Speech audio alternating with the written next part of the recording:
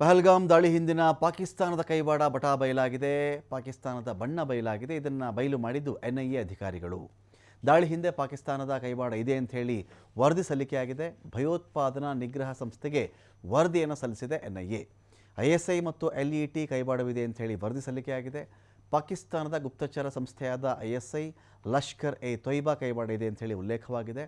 ತನಿಖೆ ವೇಳೆ 2800ಕ್ಕಿಂತ ಹೆಚ್ಚಿನ ಮಂದಿಯ ವಿಚಾರಣೆಯನ್ನು ಕೂಡ ಎನ್ಐಎ ಮಾಡಿದೆ. ವರದಿಲಿರೋದೇನು ಅಂತ ನೋಡಿದ್ರೆ, ಪಹಲ್ಗಾಮ್ ದಾಳಿಗೆ ಲಷ್ಕರ್ ಸಂಘಟನೆ ಪ್ಲಾನ್ ಮಾಡಿರೋದು. ಹಿರಿಯ ಐಎಸ್ಐ ಅಧಿಕಾರಿಯ ನಿರ್ದೇಶನದ ಮೇರೆಗೆ ಸಂಚು ಮಾಡಿರೋದಲ್ಲಿ ಪಾಕಿಸ್ತಾನದಲ್ಲಿರುವ ಲಷ್ಕರ್ ಪ್ರಧಾನ ಕಚೇರಿಯಲ್ಲಿಯೇ ಪೂರ್ತಿ ಇದರ ಒಂದು ಬ್ಲೂ ಪ್ರಿಂಟ್ ರೆಡಿಯಾಗಿದೆ. ದಾಳಿ ಮಾಡಿದವರಲ್ಲಿ 2 ಉಗ್ರರು ಪಾಕಿಸ್ತಾನದ ಪ್ರಜೆಗಳೇ ಆಗಿದ್ದಾರೆ.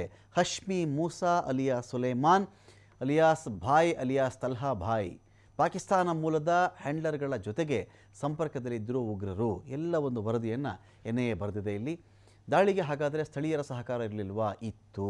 ಭಾರತದಲ್ಲೇ ಇದ್ದು ಭಾರತದ ವಿರುದ್ಧವಾಗಿಯೇ ಪಿತೂರಿಯನ್ನು ಮಾಡಿದ್ದಾರೆ.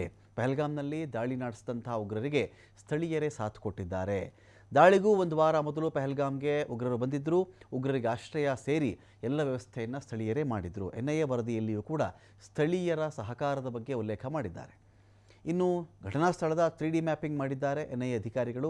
ಕಣಿವೆಯ ಸುತ್ತಲಿನ ಮೊಬೈಲ್ ಟವರ್ಗಳಿಂದ ಡೇಟಾ ಡಂಪ್ ಮಾಡಿಸ್ಕೊಂಡಿದ್ದಾರೆ. ಎನ್ಐಎ ಅಧಿಕಾರಿಗಳು ಒಟ್ಟು 2800ಕ್ಕಿಂತ ಹೆಚ್ಚಿನ ಜನರ ವಿಚಾರಣೆಯನ್ನು ಮುಗಿಸಿದ್ದಾರೆ. 150ಕ್ಕೂ ಹೆಚ್ಚಿನ ಜನರನ್ನು ಹೆಚ್ಚಿನ ವಿಚಾರಣೆಗೋಸ್ಕರವಾಗಿ ವಶಕ್ಕೆ ತೆಗೆದುಕೊಂಡಿದ್ದಾರೆ.